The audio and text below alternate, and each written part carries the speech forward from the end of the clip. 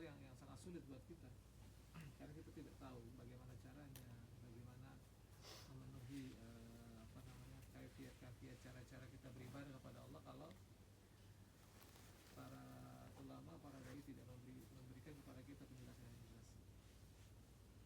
Apakah hanya ulama dan dai yang bisa menyebarkan atau mendakwahkan agama ini? Ternyata tidak. Dalam surah Al-Asr jelaskan bahwa Allah berfirman demi nasa, innal insana lafi khusr, sesungguhnya manusia itu dalam kerugian, illal ladzina amanu wa amilus solihat, kecuali orang-orang yang beriman kemudian dilanjutkan dengan atau dibarengi dengan amal saleh. Illal ladzina amanu wa amilus solihat wa tawassaw bil haqqi wa tawassaw bis sabr. Dua baris kalimat ini juga sangat penting. Saling nasihat-menasihati dalam kebenaran dan saling nasihat-menasihati dalam kesabaran. Saling di sini bukan bentuk mufrad ya, bukan bentuk tunggal, tapi juga bentuk yang jamak gitu. Ada at least dua orang yang saling, ada at least dua orang yang berinteraksi itu, saling nasihat-menasihati dalam kebenaran dan kesabaran. Imam Syafi'i ketika mengomentari ayat ini, beliau sampaikan bahwa sekiranya Allah tidak menurunkan hujah bagi makhluknya kecuali surat ini saja, maka sungguh hal ini sudah mencukupi.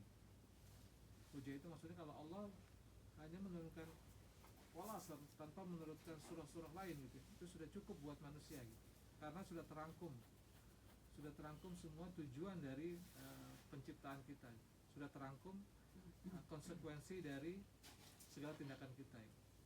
Allah katakan kita itu termasuk merugi, dan supaya kita tidak merugi, artinya dalam artian supaya kita mendapatkan apa yang Allah janjikan kepada kita, itu syaratnya dijelaskan di situ bahwa kita harus beriman, beramal soleh, dan tidak cukup di situ, tapi juga tawassaw bil haqq wa tawassaw bis sabr, saling nasihat-menasihati dalam kebenaran dan saling nasihat-menasihati dalam kesabaran gitu.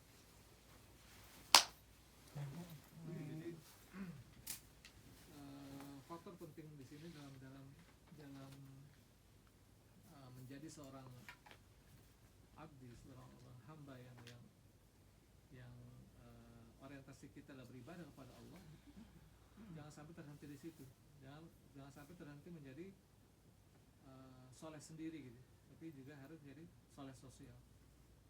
Kemudian kita bisa tidak sekedar soleh tapi bisa mensolehkan.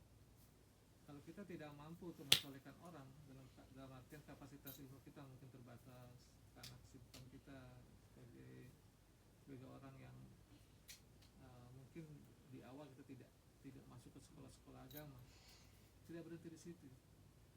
Tapi betapa banyak orang-orang yang memang mereka tidak memiliki latar belakang pendidikan agama, tapi mereka mampu membuat sebuah perubahan melalui atau berkolaborasi, bersinergi dengan para asatidz, dengan para ulama untuk menyampaikan dakwah Allah.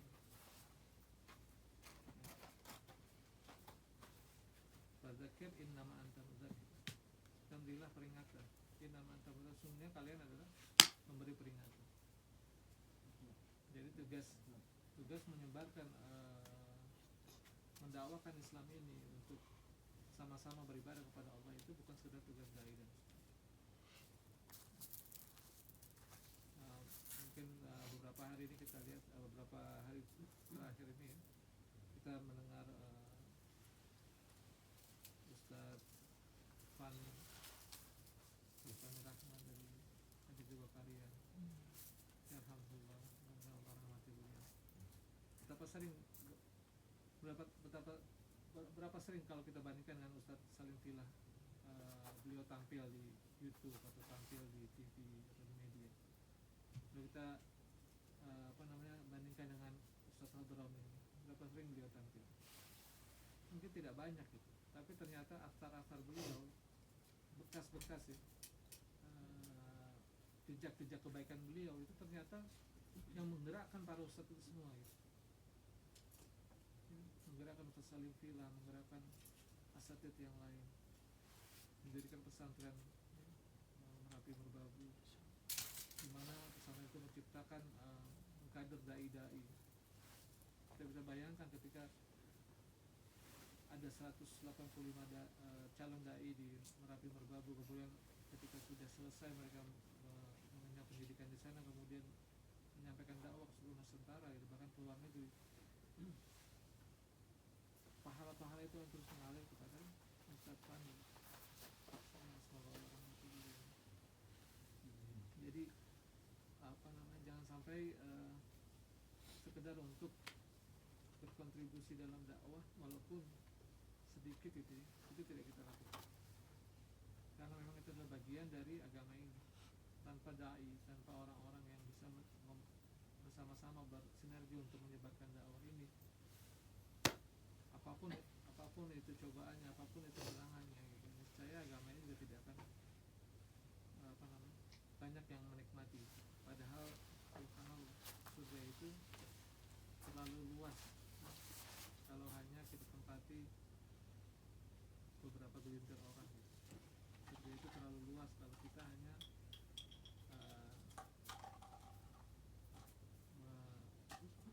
bukan menyembunyikan, tapi mengkip ilmu yang kita pelajari tentang agama ini kemudian kita tidak sampaikan kepada orang lain. Dan terutama yang terpenting adalah keluarga, gitu.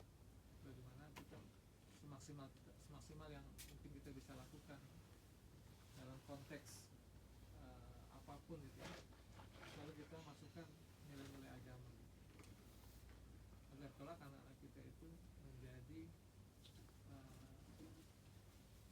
jejak-jejak peradaban, gitu.